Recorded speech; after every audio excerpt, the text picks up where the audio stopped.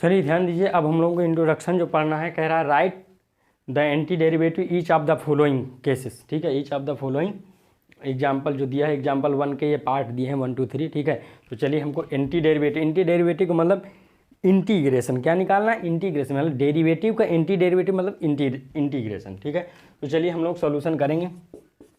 अभी हम लोग बहुत बेसिक से लेते हुए चलेंगे, बहुत बेसिक उठाएंगे इस बात को। ठीक है, तो जैसे कि हम लोगों को पहला दिया है कि cos 2x, क्या दिया है cos 2x dx, ये इंटीग्रेशन साइन लगाएंगे dx लिखेंगे।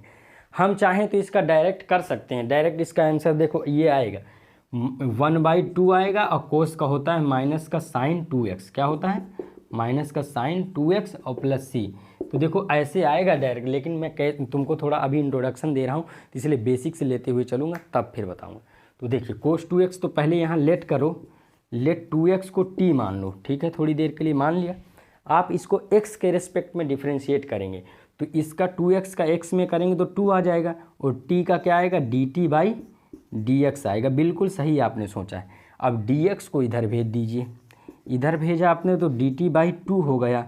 ठीक है, तो ये क्या हो गया, ये x के रेस्पेक्ट से अब t के रेस्पेक्ट में बदल गया, तो ये बनेगा cos t है ना, एक 2x की जगह आपने t माना है, और dx की वैल्यू आपकी क्या आई है dt/2, तो 2 को तो नीचे निकाल लीजिए इधर, तो 1/2 हो गया, तो cos t हुआ। ठीक है, और dt हुआ, और cos t का तुमको पता है कि होता है माइनस का साइन t, क्या होता है माइनस का साइन t प्लस c। और यहाँ ये बगल में आप ये बात बताएंगे कि cos x का इंटीग्रेशन होता है माइनस का साइन x प्लस c, ये आपके प्लस पॉइंट का काम करेगा। ठीक है, प्लस पॉइंट का काम करेगा, यहाँ dx भी लिख लीजिएगा, प्लस पॉइंट करेगा। ठीक है, तो ये आया इसका आंसर माइनस का 1/2, और साइन t की वैल्यू आपकी 2x है और प्लस c। तो इतना आपको अभी करना है। ठीक है, जब आप लोग थोड़े से क्वेश्चन की प्रैक्टिस हो जाएगी तो हम लोग डायरेक्ट जो x का कोफिशिएंट है तुरंत नीचे गिरा देंगे और डिवाइड में लिख देंगे, और तुरंत हम लोग कोस का इंटीग्रेशन कर देंगे। चलिए, ये पहला था।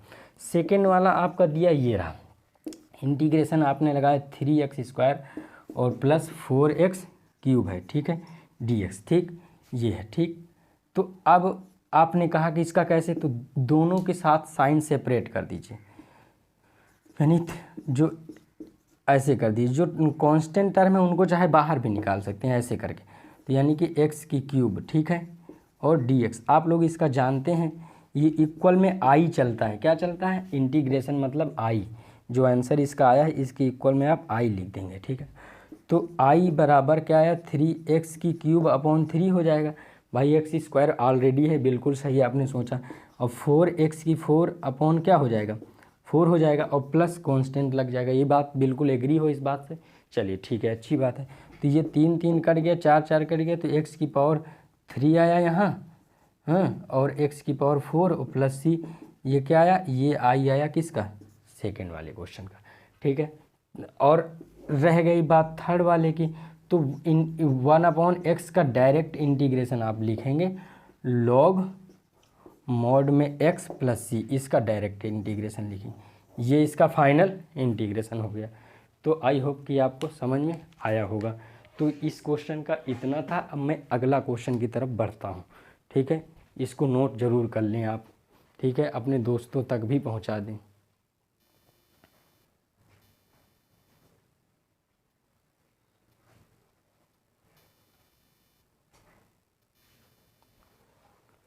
चलिए सेकेंड क्वेश्चन की तरफ चलते हैं हम लोग। तो सेकेंड क्वेश्चन जो सेकेंड एग्जाम्पल है उसका देखिए कैसे हम लोग इसको लगाएंगे, पहला वाला पार्ट।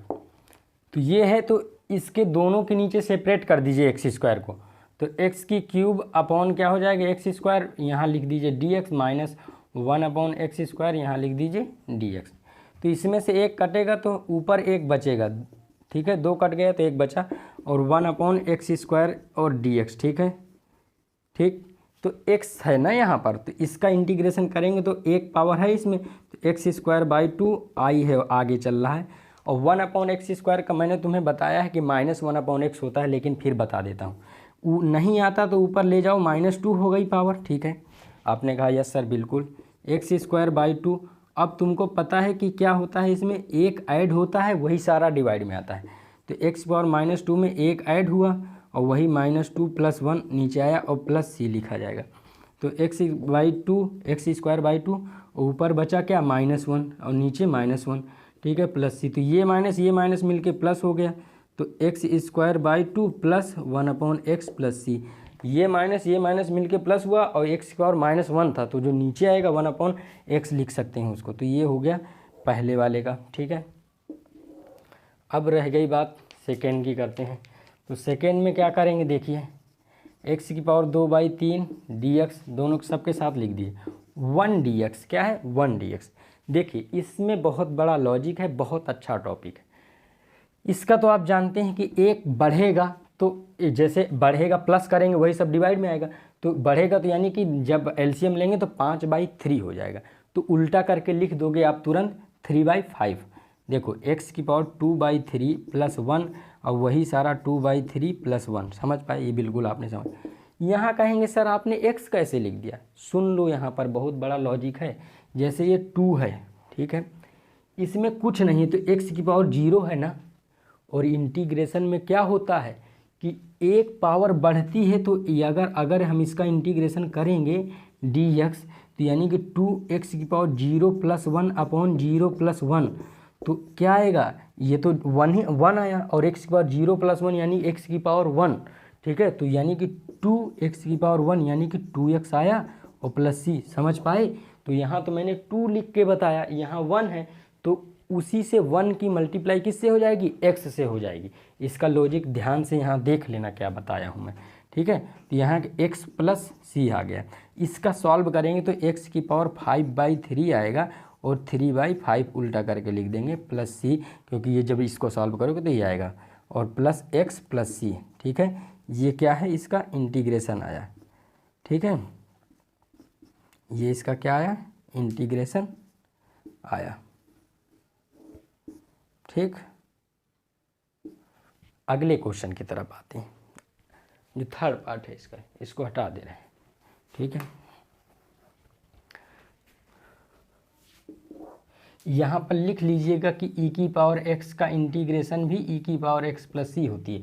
जिस तरह e⁴x का डिफ्रेंशिएशन क्या होता है, e⁴x होता है, उसी तरह ये भी होता है। तो यहाँ तो अब तुम लोग इसको तो जान गए होंगे कि एक ऐड होगा तो 5/2 2/5 लिख देंगे, ठीक है।